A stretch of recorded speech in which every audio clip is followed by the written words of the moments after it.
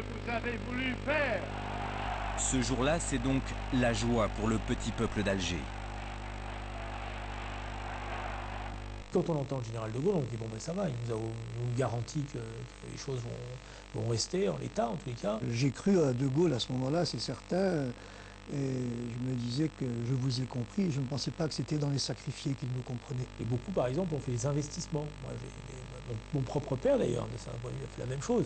C'est pour ça qu'il en veut aussi général de Gaulle, parce qu'il a cru au départ à ce qu'il disait, et donc il a acheté un appartement à Oran, il a mis toutes ses économies, et puis en fait on est reparti, on a tout laissé. Le Front de Libération Nationale Algérien, le FLN, a une interprétation très différente du retour de Gaulle. Car pour lui, le général est celui qui a prononcé le discours de Brazzaville, l'homme qui, dès 1944, défendait le processus de décolonisation, un défenseur du droit des peuples à disposer d'eux-mêmes. L'arrivée du général de Gaulle a été saluée comme un espoir. Le FLN, tout de suite, comprend que l'avènement de Gaulle va apporter des changements importants dans la politique française. Pour le FLN, De Gaulle est bien celui qui va donner l'indépendance à l'Algérie. Il y a une réponse politique à la venue de Gaulle. C'est la Constitution, 19 septembre 1958, du gouvernement provisoire de la République algérienne.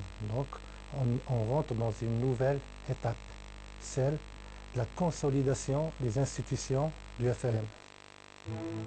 On le sait, l'histoire va donner raison aux Algériens. D'ailleurs, 15 mois après son retour au pouvoir, le général pose les bases de ce qui, désormais, va être la ligne directrice de sa politique algérienne.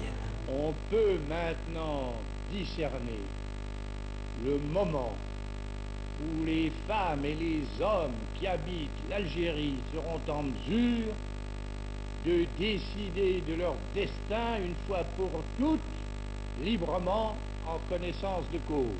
Le vrai tournant du discours du 16 septembre 1959, c'est l'idée qu'on va faire un référendum et qu'on va demander aux Algériens ce qu'ils souhaitent.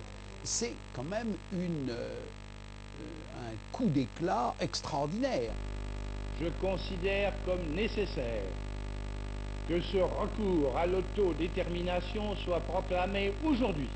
Et c'est à partir de là que se présente pour la première fois la possibilité concrète